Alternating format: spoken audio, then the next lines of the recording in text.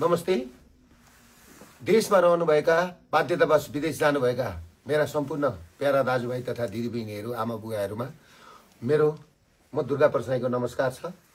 भोलि 2081 साल फागुन 25 गते श्री 5 महाराजधिराज ज्ञानेन्द्र वीरविक्रम शाहदेव सरकारको पोखराबाट काठमाडौँ सवारी हुँदैछ 2 बजी। सो सवारीमा सरकारलाई स्वागतको लागि सम्पूर्ण नेपाली दाजुभाइहरूलाई एयरपोर्टमा आइदिन। भोलि एक दिनको लागि यो तस्कर विरुद्धको लडाई हो, यो भ्रष्टाचार विरुद्धको लडाई हो। राजाले दरबार छोडेको आज 18 वर्षमा हामी नाङ्गो भयौं। राजा नभएपछि धर्म हुँदो रहन्छ, धर्म नभएपछि परिवार सबै सकिँदो रहेछ। आज विखण्डित भएको छ परिवार। त्यसले गर्दाखेरि हाम्रा घर जग्गा जमिन सबै लिलाम हुने स्थितिमा पुगेका छन् र नेपालीहरू सबै बैंकको ब्ल्याकलिस्टमा परेका छन्।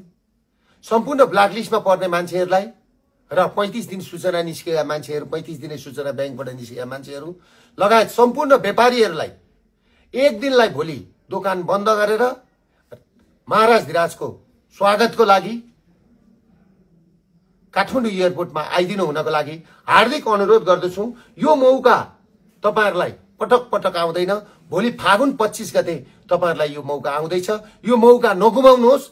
हरेक नेपालीले फर्स्ट नेपाली भनौं। नेपालको व्यापार नेपालमै राख्नुपर्छ, नेपालको पैसा नेपालमै राख्नुपर्छ, नेपाली युवा नेपालमै रहनुपर्छ भन्ने हाम्रो जोरदार भनाइ हो। त्यसमा महाराजधिराज सरकारले साथ पनि दिनुभएको छ। त्यसले गर्दाखेरि महाराजधिराजको आह्वानलाई हामीले सफल पार्नको लागि भोलि एयरपोर्टमा सम्पूर्ण नेपालीहरूले, काठमाडौँवासीहरूले दोकान बन्द गरेर आफ्नो घरमा चुकुल लगाएर ढोका बन्द गरेर एयरपोर्टमा हुनुहुन्छ भन्ने मैले हार्दिक विनम्रसँगले अनुरोध गर्दै आशा राख्दै बिदा लिन्छु।